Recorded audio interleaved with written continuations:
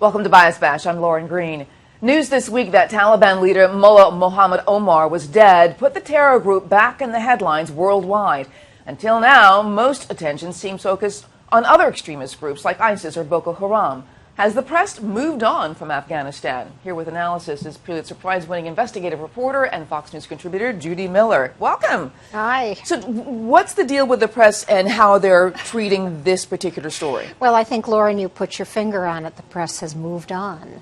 The Taliban is old news. Oh, this is old. We've got more That's important people to worry about now. Mullah Omar, the one-eyed commander who so obsessed us and whom every American president and senior military officer vowed to kill, may have died, officially died, according to the Taliban spokesman.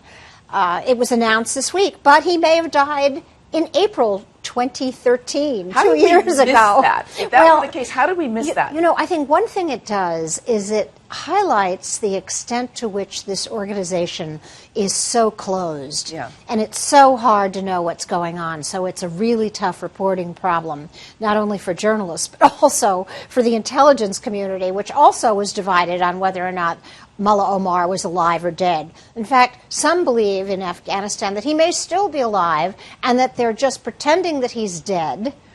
So that but isn't the that new a worst commander-in-chief... Well, okay, but isn't that a worser case scenario than if he were actually dead? Well, he's been sick. That much, apparently there is a consensus within the intelligence community that he has been very ill, and that the de facto operational commander has been Mullah Mansour.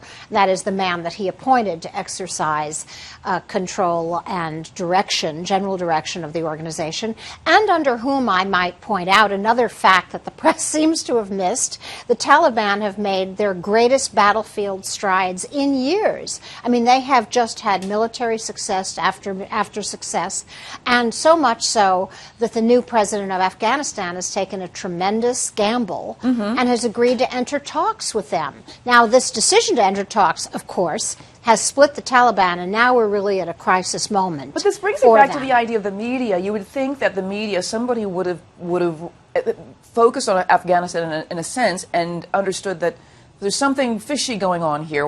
Like, again, what did the media miss? What did we miss? Well, I think right now what's really important to focus on is the extent to which the organization could splinter. Okay. And the extent to which the talks that are now ongoing between the Afghan government and the Taliban may collapse, because many people who are challenging Mullah Mansour's decision to enter these talks are now poised to make a bid for power.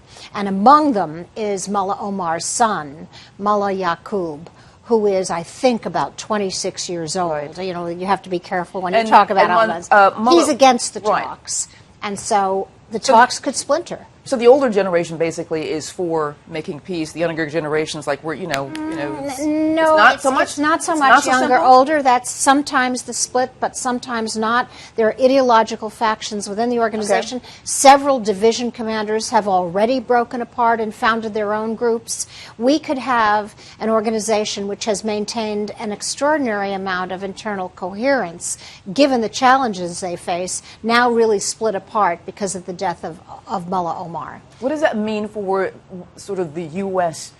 and how it looks at the peace process or getting handled on this terrorist? Well, of course, President Obama has been a great supporter of this negotiated peace plan, because the alternative is kind of horrible to think of, which is, once again, sending people back to help the Afghans fight the fight they need to be fighting for their country.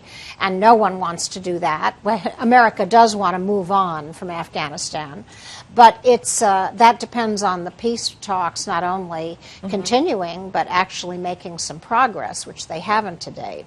So it's very, very critical that the Taliban sort out their differences now and that the talks continue. By the way, the Taliban have been kind of an amazing group over time. We tend to forget, because they have battled in sequence Afghan governments. Some of them have battled the Pakistanis who have supported them. Right, right. And now they're even battling themselves. and ISIS, which is challenging them and trying to make inroads on their own turf and their own country, and yet they have survived. And this is really a moment of truth for the Taliban. Can they overcome this internal feud and division sparked by the alleged death of Mullah Omar? And we wonder, what's worse, the not surviving or them surviving? Or there's some sort of surviving. Yeah. Do you want one semi-cohesive organization or 100 different organizations all committed to the overthrow of the Afghan government and no friends of the West? Well, time will tell. All right. Time will tell. Thanks so much, Judy. Thank you, Lauren. If you want to hear more media analysis on this topic, catch Media Buzz with Howard Kurtz, Sundays at 11 a.m. Eastern, and again at 5 p.m. Eastern on the Fox News Channel. I'm Lauren Green. Thanks for watching.